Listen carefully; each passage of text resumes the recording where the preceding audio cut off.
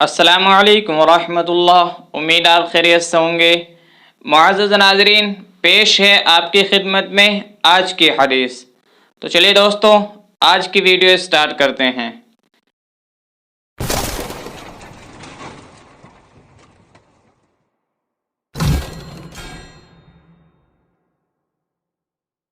बिस्मिल्लाहिर्रहमानिर्रहीम। हदीस शरीफ का तर्जमा मुस्लिम शरीफ की हदीस है। हदीस नंबर है 4000। हज़रत अबू क़तादा रज़ियल्लाहु अन्हु से रिवायत है, फरमाते हैं कि मैंने अल्लाह के नबी सल्लल्लाहु अलैहि वसल्लम के ये इरशाद फरमाते हुए सुना कि जो शख्स ये चाहता है कि अल्लाह ताला उसको क़यामत के दिन की तकलीफ़ों से बचा ले, तो उसको चाहिए कि वो तंगदस्तों को, यानी जिस पर उसका कर्ज हो, उनको मोहलत दे। यानी या तो वो अपना पूरा मुतालबा माफ़ कर दे या उसमें से कुछ हिस्सा माफ़ कर दे। तो दोस्तों, ये हदीस शरीफ का तर्जमा था जो कि हमने आपको बताया है।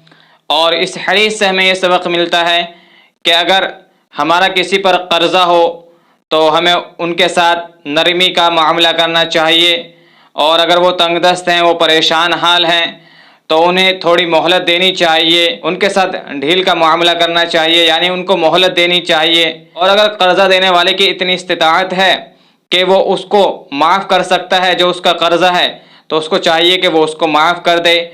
और अगर उसकी थोड़ी इस्तिताअत है कि वो थोड़ा माफ़ करे, तो उसको चाहिए कि वो थोड़ा ही माफ़ कर दे।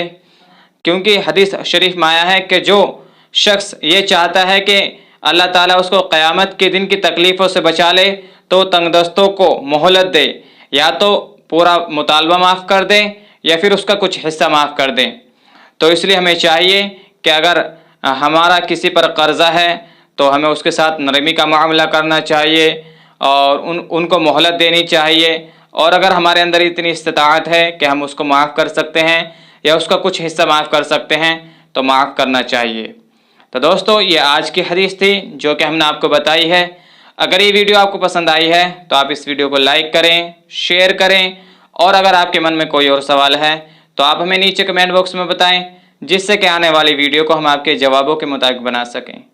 तो दोस्तों, आज की इस वीडियो में बस इतना ही। मिलते हैं एक नई दूसरी वीडियो के साथ। तब तक के लिए खुदा हाफिज़।